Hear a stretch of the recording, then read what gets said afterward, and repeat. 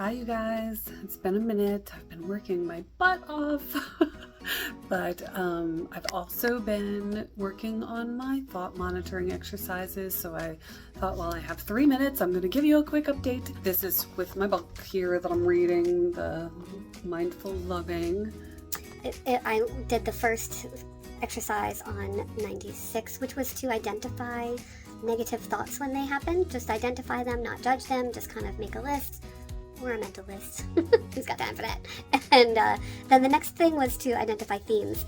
And they gave some themes in the book, but there were also some that I wrote in addition that just spoke to me. So I think most of the excuse me, there you go, exactly, that's what it is. Most of the negative thoughts that I have are around fears.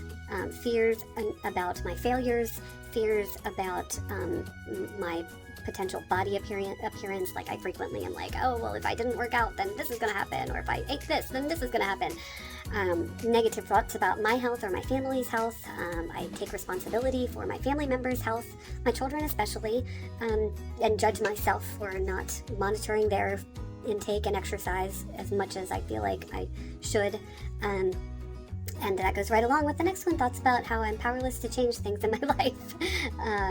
Everyone needs my attention and my time, and I have very little of it.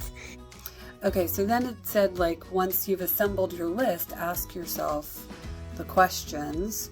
And some of the questions that spoke to me more than some of the others were, is there a tone of voice in your thoughts that you recognize? And sometimes it's not my thoughts, sometimes it's out loud when I'm talking, right? I'm like, oh, there I am again. There is that tone. I can tell when I'm feeling victimized and I'm talking to my kids, I have a certain tone of voice that comes out. So weird. And at the time it feels uncontrollable, but it's just so strange. How many of these negative thoughts are about you or about your partner? Do you notice any effects from these thoughts on your relationships? How you feel towards the other person, how that person relates to you, and how you perceive that person? And so then it starts talking about the 5 steps of the thought monitoring process. And so that's what I'm going to start focusing on now.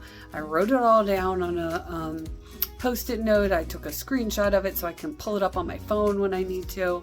But it basically says when you are feeling a loss of your inner peace, then you think to yourself, what was I just thinking? Identify the thought. What were you just focusing your attention on?